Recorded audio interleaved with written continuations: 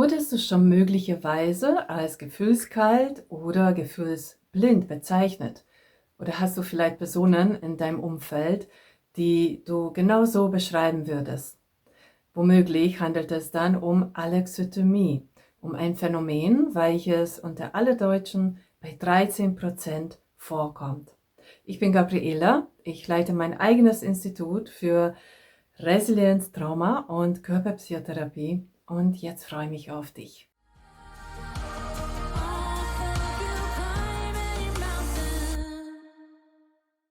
Der Begriff Alexithymie stammt aus dem Griechischen und bedeutet keine Worte für Gefühle. Das beschreibt eigentlich das Phänomen ja schon sehr, sehr gut. Das bedeutet, dass diese Personen, die dadurch betroffen sind, Schwierigkeiten damit haben, ihre eigenen Gefühle und Emotionen wahrzunehmen und gleichzeitig auch Schwierigkeiten damit haben, dass sie diese beschreiben. Ebenfalls haben sie Probleme damit, Emotionen und Gefühle bei anderen wahrzunehmen und durch die Mimik und Gestik, was da ausgedrückt wird, richtig zu deuten. Womöglich hast du das bei dir selbst auch schon beobachten können. Du weißt ja, auf diesem Kanal geht es um Traumabetroffenheit, also um Traumaerfahrungen aus der Kindheit bzw. um deren Heilung. Und deshalb möchte ich Alexithymie primär aus der Sicht von Traumabetroffenen beleuchten. Dieses Phänomen wurde ja seit den 70ern ja schon sehr, sehr gut untersucht und eine recht gute Studienlage liegt uns auch vor. Diese Studienlage berichtet uns auch darüber, dass Alexithymie insbesondere mit 4 weiteren Symptomfeldern meistens auch sogar gleichzeitig auftreten kann. Vielleicht ahnst du das auch schon, welche diese sind. Zum einen Depression. Da kommt vermehrt dazu, dass Alexithymie bei Depressionen auch eine der Symptome ist. Im weiteren Borderline-Muster. Dann Angststörungen. Bei Angststörungen kommt es äußerst häufig vor sogar, dass gleichzeitig Alexithymie zu beobachten ist und nicht zuletzt strukturelle Dissoziation. Und das ist hier diese Schnittstelle, was für mich aus Sicht Traumabetroffener eine ganz, ganz große Rolle spielt, beziehungsweise was wir hier ein bisschen tiefer auch anschauen. Denn wenn wir Alexithymie erleben, gleichzeitig erleben wir einen wahnsinnigen emotionalen Stress, was uns womöglich gar nicht bewusst ist.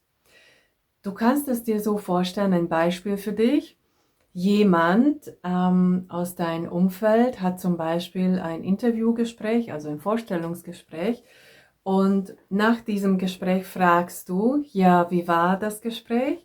Die Antwort lautet etwa so, ja, das lief ganz okay, aber irgendwie habe ich jetzt Bauchschmerzen. Und genau diese Ausdrucksweise beschreibt auch, was diese Menschen erleben im Körper. Denn sie nehmen wahr, dass etwas vor sich geht, dass etwas im Körper, in ihrer Psyche auch, etwas tatsächlich passiert, aber sie können es nicht ausdrücken, sondern sie beschränken sich auch in der Wahrnehmung meistens nur auf die körperliche Symptomatik. Ja, das heißt, du hast ja jetzt auch in diesem Beispiel mitbekommen, dass diese Menschen ihre Wahrnehmung verlagern, beziehungsweise schränkt sich sehr ein. Sie haben nur einen Fokus. Emotionen sind abgespalten zum Teil, beziehungsweise ausgeblendet, verdrängt.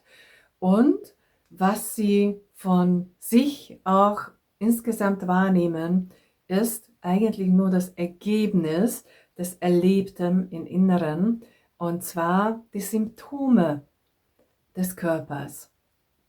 Deshalb ist auch nicht selten, dass die Alexithymie haben, recht viele psychosomatische Beschwerden haben, weil sie nicht über die Emotionen und über ihre emotionale Welt gehen und nicht das vielleicht im Vorfeld oder für sich auch reflektieren, sondern sie nehmen letztes Endes nur noch das wahr, was im Körper sich meldet. Deshalb ist auch sehr, sehr typisch, dass diese Menschen sehr häufig Schmerzen im Körper empfinden und auch nicht selten, dass es sogar schon chronisch ist. Also meistens Rückenschmerzen, Kopfschmerzen, Bauchschmerzen sind sehr, sehr typisch. Dann, was habe ich hier noch notiert, wurde auch in den Studien beobachtet, dass diese Menschen bevorzugt in Abhängigkeit, in verschiedenen Abhängigkeiten flüchten. Also ihre Verarbeitung dessen, dass sie ihre Emotionen nicht wahrnehmen können und nicht ausdrücken können, ist der Weg, dass sie in eine Bewältigungsstrategie der Flucht sich hineinretten.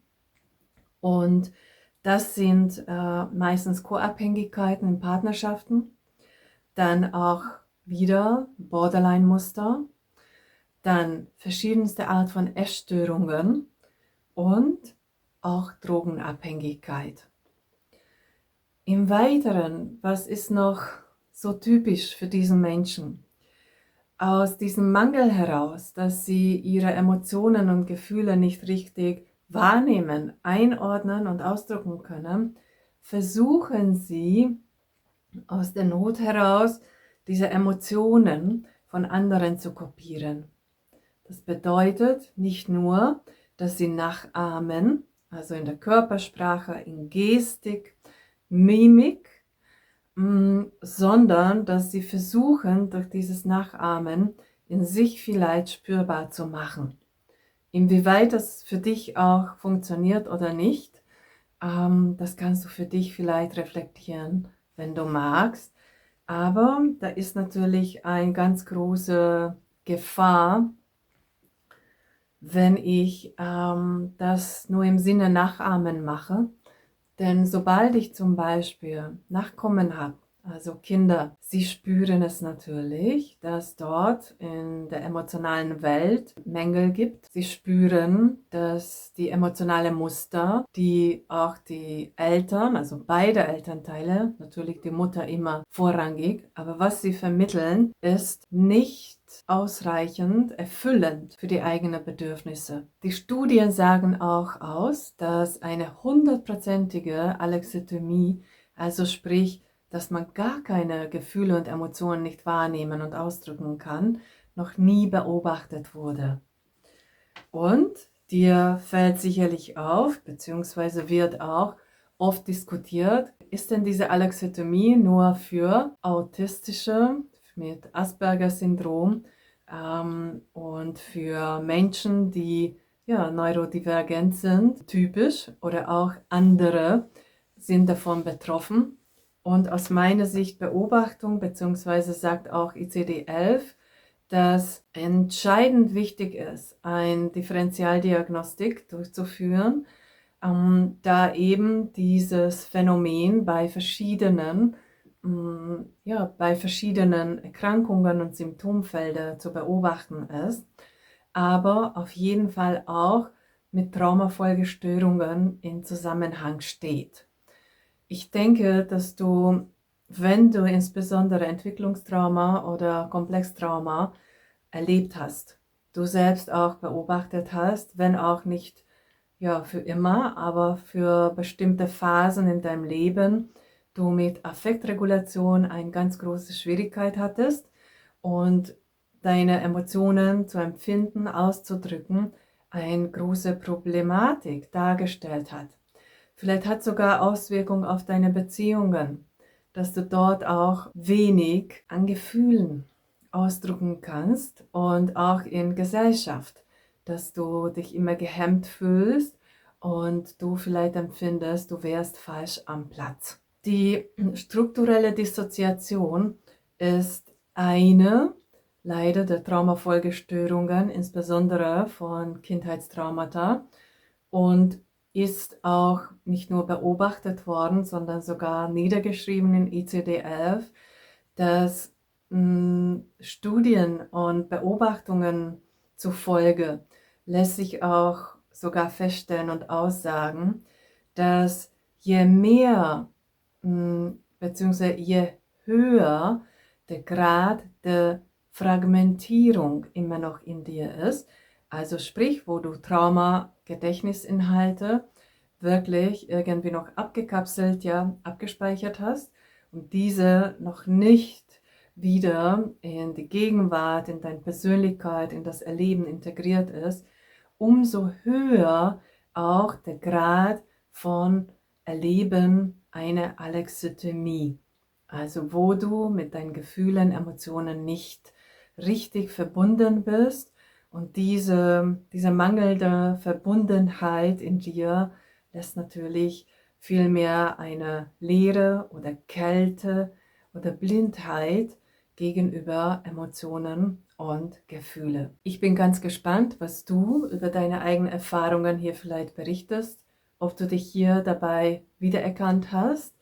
Und ich sage dir auch noch 4 Fragen, die dir dabei helfen, dir zu reflektieren, ob du an Alexithymie leidest.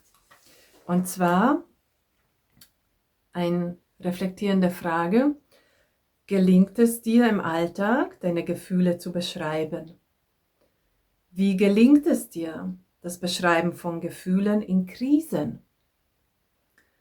Und wie ist es in nahen Beziehungen?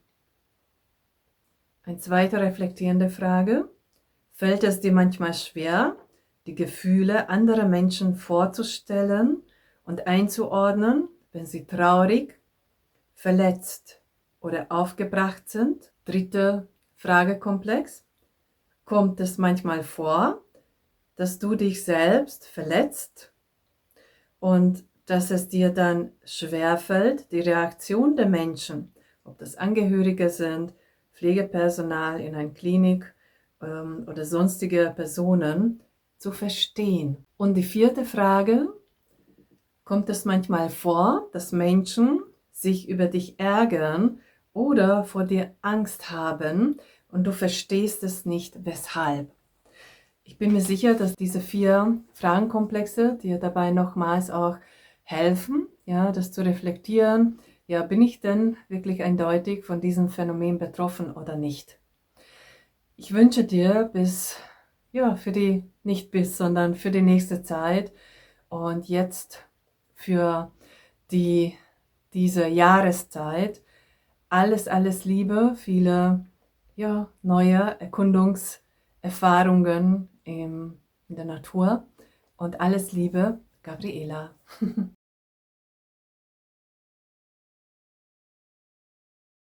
'Cause it feels like home.